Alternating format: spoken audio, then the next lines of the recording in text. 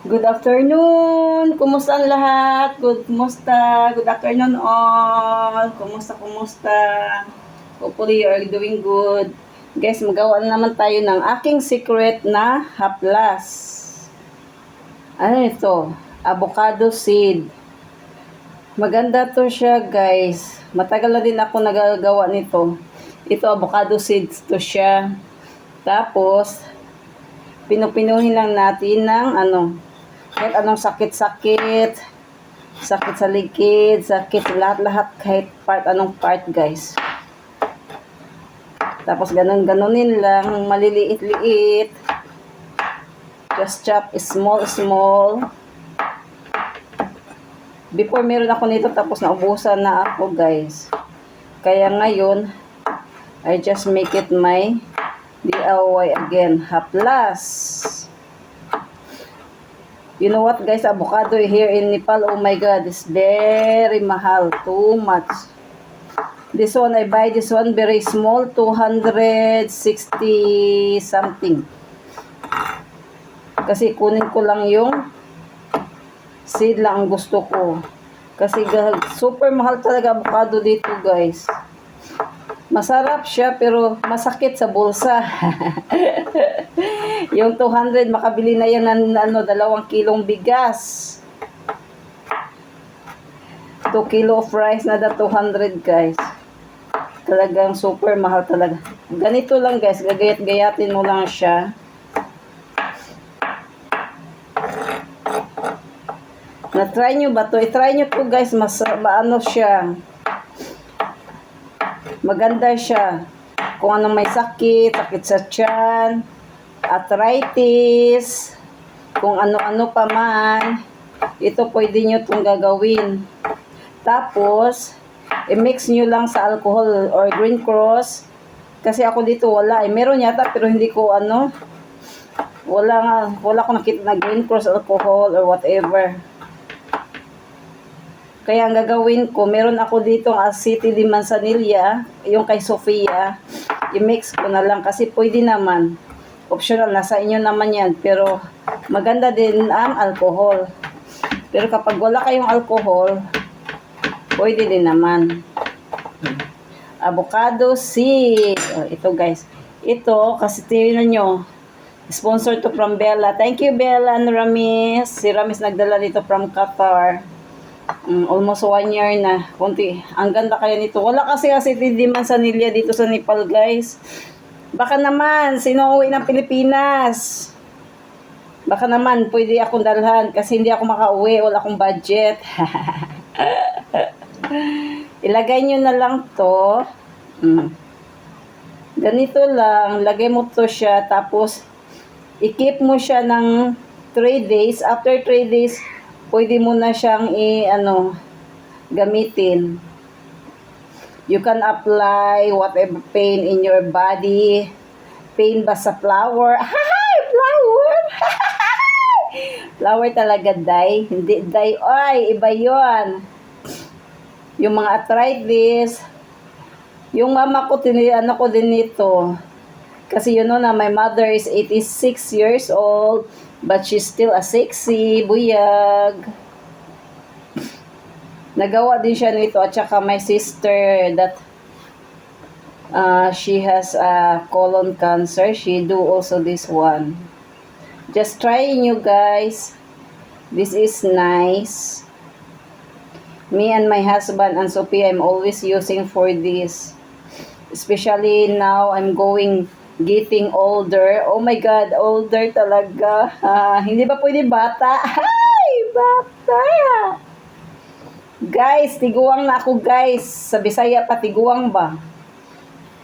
Sabi ni Sofia yung last na Daddy, you are 40 years old? And then, Daddy said, yes! And then, sabi ng Daddy niya, how about your mommy, Sofia? How old your mommy? Mommy, Sofia said, 15 years old. Oh my God, ang sarap pakinggan, guys. From Sophia with love, guys. Bumabata ako. Bumabata na antiguang, guys. Matanda na, guys. Soon, mag plus 1 na naman ako, guys. Oh my God, wala na talaga ako sa kalendaryo. Ano ba yan? Oh, ito, di ba? Maganda lang to, oh. Try nyo to, mga my loves. Ma'am, sir, try it. Very effective talaga. I promise you, guarantee you. Effective. Kagaya nung yung ginawa ko yung sa hair ko, oh my God, ang ganda talaga. Ito na, oh, keep mo lang siya ng 3 days. Ready na ang aking haplas, ang aking massage oil. Kahit ano saan-saan ang pain, guys, pwede nyo to ilagay dito, ilagay dito, ilagay dito. Ay, huwag naman sa face. Joke lang. Kahit saan, basta kung anong ma-feel nyo pain. Paggawa nyo nito, you buy avocado seed and the avocado fruits, and then the seed ikunin mo, tapos gayatin mo ng maliliit, oh, hanggang ganito na siya, guys, oh. And then after 3 days, pwede nyo na siyang gamitin, hindi ba? Ang ganda. Guys, I want to show you first time in my life. Oh my God, you know what? You don't know pa. Guys, first time kong makikita ng heart na patatas. Alam mo ba kahapon, sabi ko na sa hoy, wag mo yan lutuin. Sabi niya, and then you buy, what you will do? Kuno, I will do only display. See, look guys. Oh my God. It means I love you so much, guys. See? Ang ganda. First time ko talaga, I swear. Sa tanda ko na to, Diyos ko, never ako nakakita ito talaga first time. Kaya parang ayaw kong lutuin siya. Parang nahinayang ako. Sabi ko, oh my God, ang ganda naman ito. Diba, ang ganda, guys. Heart talaga. Kayo na lang ma-in love, diba? At saka, guys, kasi super ulan, bukas i-update ko kayo sa aking garden. Grabe, guys! Naka-harvest na naman ako ng 4 na, marami to. 4, 5, 6, 7. Tapos, may bisita kami dito. Pumunta dito sila mami at saka auntie ko. Binitbit niya yung 3. Oh, naka-harvest na naman ako, guys. At saka isang chili. Nag-iisa lang siya, guys. Ay. Oh, diba? Kayo na ang ay. Ito siya. Love you so much talaga ang heart, guys. Oh, ito. Ang dami, guys, oh. Pwede na to mag-juice na naman. Diba? Ang ganda talaga. Super. Kapag meron talagang may tanim, may aanihin. Kapag walang tanim, magnganga na lang ako. Ay, nako. Guys, talaga nakaka-inlove talaga to siya, guys. Diba? Nakaka-inlove. Parang ako, na-inlove ako sa inyo, guys. Diba? In love more. Tapos, guys, mag-storytelling na lang tayo, guys. Ay, nako. Oh, ang ganda ng aking background, oh. I-try nyo to, guys, ha? O, sige ba? Kapag wala naman kayong acetyl manzanilla or epicacin, pwede din, i-mix nyo. Alam mo naman sa Pilipinas, lahat meron, alcohol, manzanilla, acetyl manzanilla. Sa mga, shout out sa mga OFW, ingat po kayo dyan palagi. I know it's hard to become OFW kasi before, OFW din ako.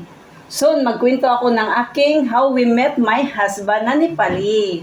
Ngayon, ito lang muna, guys. Kaya, guys, hindi ako na kasi grabe, almost 1 week ang rain dito sa Nepal. Tapos, sad to say, ang daming namatay din na sa baha. Tapos, ang daming nawala ng bahay. Nakakaawa, lalo na yung sa main, doon sa Kathmandu. Makikita mo sa mga news, guys, oh my God, nakakaawa. Tapos last, meron pang 3 years old na nahulog, nadala sa tubig ba. Buti na lang, thanks God, na-rescue talaga siya. Grabe ang ulan dito, guys. Buti lang sa awa ng Diyos. Kasi di ba sa amin, malapit lang din kami sa river. Sa awa ng Diyos, safe naman din. Wala namang, hindi naman tumataas ang tubig. Talagang, maintain lang kasi inanuhan na nila yan when you work out dito ng counselor dito banda sa amin. Kaya kapag every rain, Diyos ko, ang daming kalsada na hindi na kapag papunta doon sa Kathmandu, grabe, hindi na makaano, guys, kasi yung Lalo na yung mga mountain na naglandslide talaga siya. Grabe, Diyos ko Lord. Kaya ingat-ingat talaga. Sorry, sorry. Alam niyo naman, God is good. Si God lang always, He knows already when. Kaya kapag nabubuhay pa, be happy na lang. Tapos be satisfied kahit ano. Be happy na lang kasi we are blessed to stay this ano ba yon? We are blessed pa rin kasi some people kasi na wala na. Tapos nakakaano talaga kapag sad.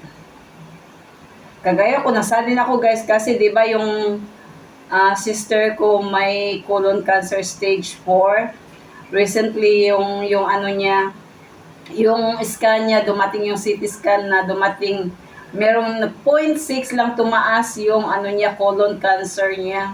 0.6, maliit lang, pero obviously na-upset din siya. Tapos minalakas din namin na laban-laban. She is a fighter, actually she is a fighter. Because last December 2022, she found out that she has a colon cancer stage 4. Tapos yun, nag-start na siya ng March. Nag-start siya ng chemo until now. Every 2 weeks yung chemo niya, guys. Kaya nakakasad, kaya kahapon o ilang araw hindi din ako nakapag-vlog kasi busy, tapos nasadi ako, pero parang God is there. Kasi sabi ko sa kanya na just always fight. You already fight, more fight. Kasi buyag, ano naman siya, she's a fighter, tapos buyag, ano naman din siya, malakas. Pero yun na nga, until after 1 week yata, mag-chemo na naman siya. I-change na naman yung medicine na chemo niya, guys. Sabi ng doktor na parang strong na naman ang mga medicine ang ibibigay sa kanya. May bag nga siya dito, guys, may bag. Pero, ano pa rin, God is good because until now she's alive and then she's still fighting and kicking. So imagine 2022, 23, 24, now soon mag 25 na. Hopefully God give her more strength. Tapos palakasin mo lang siya para pag-fight sa chemo. Especially chemo, guys, kasi lockdown talaga yung ate ko, guys. Kasi kapag mag-chemo na yan siya, never mo makontak, wala talaga kasi nahihina siya sa gamot, sa chemo. Yung ngayon na i-change niya, yung chemo, ayun, ano niya, kapag yun na yun, kasi matapang ang chemo, guys, grabe. Hindi mga maximum mag-chemo, for example, mag-chemo siya ng Sunday, Monday, Tuesday, Wednesday, talagang hindi mo siya makontak kasi parang sa ano pa, babangag ba, yung gusto matulog, tapos minsan nga hindi na siya nakakain kasi sa gamot niya. Pero so far, uminom din naman siya ng barley, malunggay, tapos ang tawag doon, guyabano. O sabi na guyabano. Uminom siya doon at saka akay. Ang dami niya iniinom, guys. Grabe talaga kasi may mag-advise, tapos turmeric. Ang dami niya din herbal na iniinom. Barley, before hindi niya makayanan kasi parang grass, di ba, amoy grass dong barley. Tapos sabi namin, try mo. Tapos uminom siya, turmeric, lahat na lang ng herbal, ininom pa rin ng kapatid ko. Hopefully soon, na another na naman ang chemo niya, tapos another na naman ang medicine, strong medicine naman.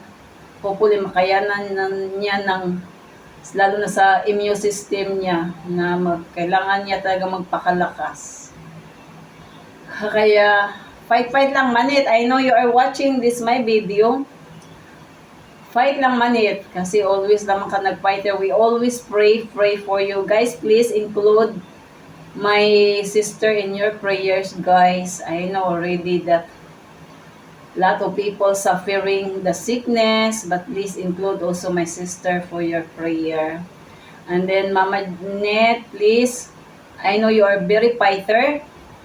Grabe ka, laban lang jud, laban gapon, laban Japan. laban baske asa, laban Japan, laban Korea, basta laban ng jud manet ay pag-uwas pag-asa. God is good, basta laban Japan lang palagi. Okay. Naarami dire, always pray for you, love you always from our bottom of my heart. Amping jud always, I know we are far.